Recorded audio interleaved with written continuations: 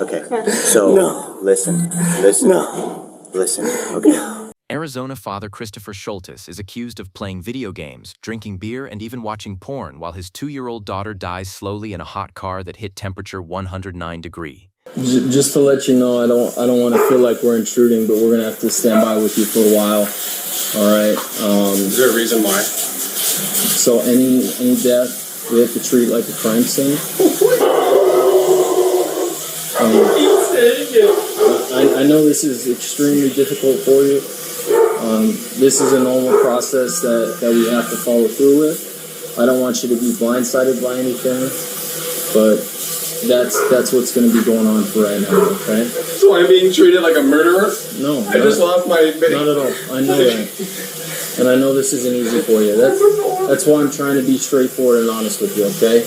I don't want to keep any secrets. I don't want to hide anything for you. Someone's going to talk to you about what happened, though.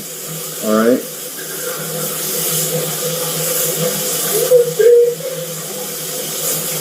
We will keep you updated with everything. My whole family's going to be ruined.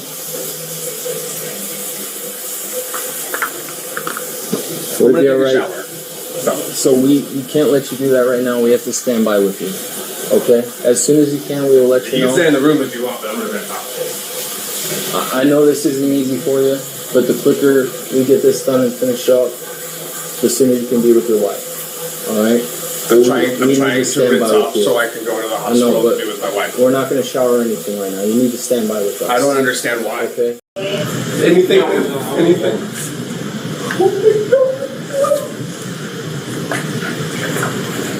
She's dead. Like, I need to be with her when I come. Oh my God, my nose!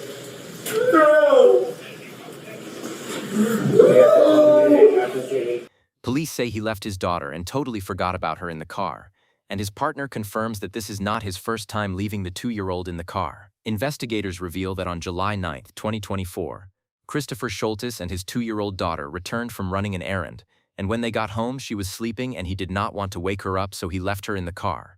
Police say he left the car running with the 2-year-old sleeping inside and the car packed under direct sunlight for 3 hours. The wife got back after 3 hours to ask after the last girl, and that was when Christopher dashed to the car to find her body lifeless in it. They now called 911. Thank you. And what are you reporting? She was in the car sleeping. She's unresponsive. Okay. And who is she? Please. Who My is she? daughter. My daughter. Please. And this was out in the driveway? Yes. Is she still breathing? No, she's not breathing right now. Okay, we need to start CPR right now. Yes, we are. We're starting CPR, yes. Oh, my God.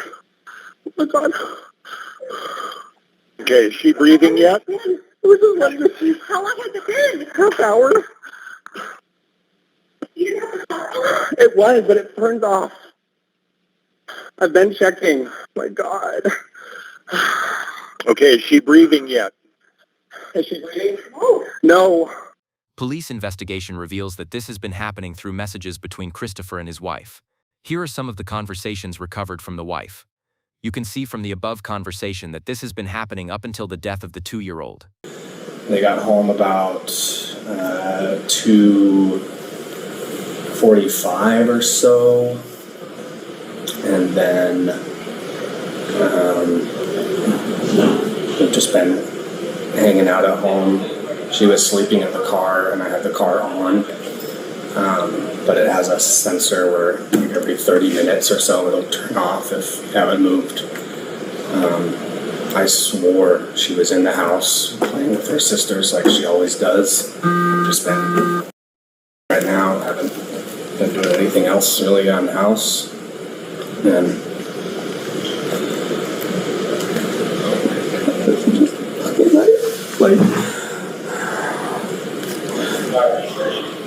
What time? Well, we never do this anywhere, but I'm home, right? Like you're home, you're safe, your kids are home.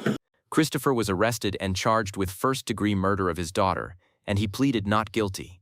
He was offered a deal to plead guilty to second-degree murder and be liable to 10 to 24 years in jail, which he turned down. Mr. Schultes, are you comfortable reading and writing in English? knowledge. All right, you've been able to understand the court proceedings? Yes. And have you had any drugs, alcohol, or medication in the past 24 hours? Do you feel like you're thinking clearly today? Yes. And you've had the opportunity to consult with your attorney concerning the plea agreement? Yes. If you had questions about the plea agreement, were they answered to your satisfaction? Yes. Do you understand that the state does not have to offer you this plea again after today? Yes. The exposure that the attorneys agree on is that if you are convicted of trial, you would face a possible natural life sentence on count 1, and for the count 2, dangerous crimes against children, the sentencing range would be between 10 and 24 years. The presumptive sentence is 17 years. Both of those would be flat time sentences. Do you have any questions about that exposure at trial, if you did go to trial and if you were convicted? Okay, the plea offer that has been extended to you is a 2nd-degree murder, which would be an amended count 1. The sentencing range exposure is 10 to 25 years. What is the presumptive, Mr. Travis, I'm sorry? 16. The presumptive is 16 years. That would also be a flat time sentence. Do you understand that that is a plea offer? Okay, and that,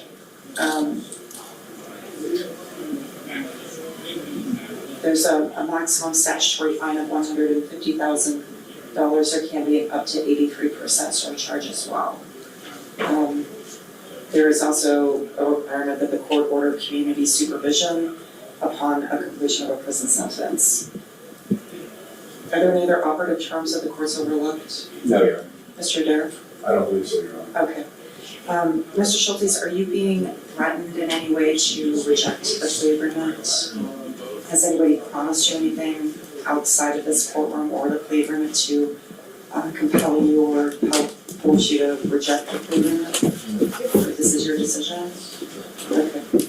And understanding the consequences and risks of going to trial, do you want to reject the state's plea offer to 2nd-degree murder? Right, the court does find that Mr. Schultes is knowingly, voluntarily, and intelligently rejecting the plea agreement. Now, one of the saddest parts of this story is that investigators interviewed the siblings of the deceased 2-year-old, and one of them said her dad had left her and her baby sister in the car very often. She said this has happened 59 times, and she said he had also left her in the car sleeping when she was a little baby. The most shocking detail from the girl was when she said usually her mom would get mad at her dad when he does something he's not supposed to do, like drink too much beer. He still drinks too much beer and he keeps leaving us in the car when my mom told him to stop doing that. That's how he made my baby sister die. Now the big question everyone's asking is, was this a horrible mistake or a crime? What do you think of this? Do you think Christopher made a mistake? Because depending on how you answer that, the law treats it very differently. Let's take you through the whole story so you understand what really happened. It was a blazing July afternoon in Marana, Arizona. Christopher came home from running errands with little Parker asleep in the back seat. Instead of waking her up, he decided to leave her in the car. He said he left the engine and AC running, thinking she'd be fine while she napped. Then he went inside the house. Inside, prosecutors say he started playing video games. Some reports even said he was also browsing adult sites, though the judge later said that part couldn't be used in court because it might distract the jury. Here's the problem: Christopher's car had a timer that shuts off after 30 minutes. So when that timer kicked in, the air conditioning went off, the engine stopped, and the car turned into an oven. By the time his wife, a doctor, came home about 3 hours later, Parker was unresponsive. She was gone. That single moment turned their lives and their marriage completely upside down. Now, if this had been just a terrible accident, you might think the police would say, he made a mistake, he'll live with it forever. But investigators started digging deeper, and what they found changed everything. They discovered that moit r delete. One the load of moit r is what r develop. This wasn't the first time he'd left his kids in the car. His older daughters told police that dad had done it before. Load moit r, how many times have I told you? So prosecutors said, hold up, this wasn't an accident. He knew this could happen. That's when the charges got serious. Not just neglect, but first-degree murder and child abuse. That's basically the highest level of crime you can get for something like this. When people hear first-degree murder, they think of planning and killing on purpose. But that's not always the case. In Arizona, the law also says, if you act in a way that shows extreme indifference to human life, it can count as first-degree murder. So the prosecutor's argument is, Christopher knew exactly how dangerous it was to leave a child in a hot car, and he did it anyway. That's not a mistake, that's reckless. If the jury agrees, he could spend the rest of his life in prison. If they think it was just a tragic mistake, they could go for something lighter like manslaughter or child abuse, which still means years, even decades in prison, but not life. This is where it gets interesting and a little dramatic. The judge had to decide what the jury was allowed to hear. So here's how the ruling went down. The jury can hear about the text from his wife and how he'd left the kids in cars before. Cluey stuff. They can hear about the car's automatic shutoff timer, because that shows he should have known better. But they can't hear about the adult websites because the judge said that would just make the jury angry and wouldn't prove anything about whether he meant to hurt his daughter. Basically, the judge wanted the trial to be about his actions as a father, not about embarrassing personal details. That ruling made headlines because it totally changed how the trial will play out. When the trial starts, both sides will be trying to answer three big questions. Did he know Parker could die? The fact that he knew the car turns off automatically might prove that he did. Was this just negligence or something worse? Negligence means you didn't mean harm but messed up badly. Recklessness means you knew the risk and ignored it. That's the difference between a terrible mistake and a crime that could lock you away for life. Does his past matter?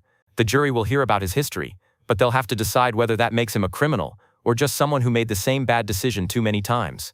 Christopher's lawyers haven't talked much publicly, but you can guess the strategy. They'll say he's a loving dad who made a tragic mistake, not a killer. They'll probably argue, Kropotla. He thought the car was running and keeping Parker cool. He didn't mean for anything bad to happen. He was home, not out partying. He just got distracted.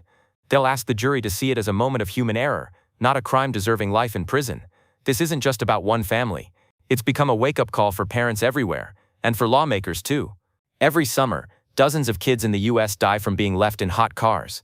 Most cases are ruled as accidents, but this one is being treated as murder, and that could change how other prosecutors handle similar tragedies in the future. Some experts are even saying this trial could push car companies to add better safety tech, like alerts that warn drivers if a child is still in the seat. So even though the story is heartbreaking, it's also shaping how we talk about responsibility, technology, and parenting in extreme heat. Here's what the law is really asking. Did Christopher forget, or did he ignore? If he forgot, it's negligence. If he ignored it, it's murder. That's the line this whole case is walking. When this case hits trial, it's not just going to be about one man's mistake. It's about how far the law should go when tragedy and responsibility collide. Christopher Schultes could spend life in prison, or he could be found guilty of a lesser charge like child neglect, or even walk free if jurors see it as an accident. But no matter the outcome, one thing is already true. A 2-year-old girl lost her life.